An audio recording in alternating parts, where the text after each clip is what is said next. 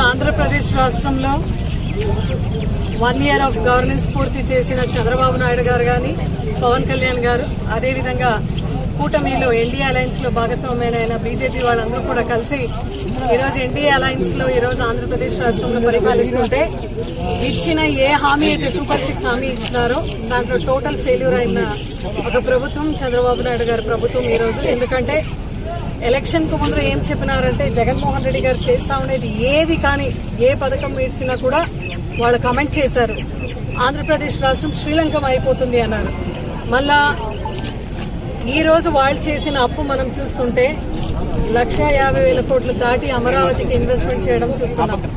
అంటే ఈరోజు దీపం పథకం కింద ఏడాదికి 3 సిలిండర్లు ఇస్తానని చెప్పి ఇంకా 1 సిలిండర్తోనే సరిపెట్టుకుంటున్నారు. అదేవిధంగా రైతు భరోసా ఇవ్వండి అని అడిగితే సెంట్రల్ ఎప్పుడు ఇస్తారో అప్పుడు మేము ఇస్తాము అంటున్నారు. ఇంతవరకు కూడా రైతులకు ఎక్కడ కూడా డబ్బులు ఇచ్చిన పరిస్థితి లేదు. యువగళంలో అయితే లోకేష్ గారు ఊరు వాడ చాటుకొని యువతలకు మంచి చేస్తామని చెప్పి యువతలందరికీ కూడా 3,000 ఇస్తామని చెప్పినారు లోకేష్ గారు. ఇంతవరకు నిరుద్యోగ భృతి ఎక్కడికి కూడా ఏ యూత్స్ కూడా ఇవ్వడం లేదు. అదేవిధంగా మహిళలకు కూడా మండల లెవెల్లో లోన్స్ అయితే శాంక్షన్ చేసినారు, పీసీ లోన్స్. ఎవరికైతే అంటే మనం ఒక సత్యసాయి జిల్లా పరిస్థితి చెప్పాలంటే, మంత్రి సైతమ్మ కాన్స్టిట్యున్సీలో చెప్పాలంటే ఆమె అనుచరులు ఎవరైతే ఉంటారో వాళ్ళందరికీ కూడా ఇచ్చేసి, బకెట్ పట్టే వాళ్ళందరికీ కూడా ఇచ్చేసి తథాస్తు అని చెప్పేసింది. అయితే జగన్మోహన్ రెడ్డి గారు నా ఎస్సీ, నా బీసీ, నా ఎస్టీ, నా మైనారిటీస్ అని చెప్తూ అందరికీ కూడా, మహిళలందరికీ కూడా ఎవరైతే ఎలిజిబుల్ ఉంటారో వాళ్ళందరూ కూడా ప్రతి సంవత్సరం 18,750 ఇచ్చిన మహానాయకుడు జగన్మోహన్ రెడ్డి గారు. అంటే ప్రజలందరూ కూడా ఒక మాట గమనించాలి, ఏదైతే చంద్రబాబు నాయుడు గారు చెప్పినారో అవన్నీ కూడా కేవలం కుర్చీ కోసం చెప్పిన హామీ అని అందరికీ తెలిసిపోయింది. జగన్మోహన్ రెడ్డి అంటే నమ్మకం, అదేవిధంగా చంద్రబాబు నాయుడు గారు అంటే మోసం అనే ఒక బుక్ ని ఈరోజు మనము అంటే జగన్మోహన్ రెడ్డి గారికి చంద్రబాబు నాయుడు గారికి ఉన్న తేడా ఈ బుక్ ద్వారా ఈ రోజు రిలీజ్ చేసి ఆంధ్రప్రదేశ్ రాష్ట్రం మొత్తం కూడా ప్రతి కాన్స్టిట్యున్సీలో, ప్రతి జిల్లాలో, ప్రతి కాన్స్టిట్యున్సీలో, ప్రతి మండల లెవెల్లో కూడా ఈరోజు ఆవిష్కరించి ప్రజలందరికీ కూడా ఒక అవగాహన తెలియజేసే ఒక కార్యక్రమం మనం చేస్తున్నాం.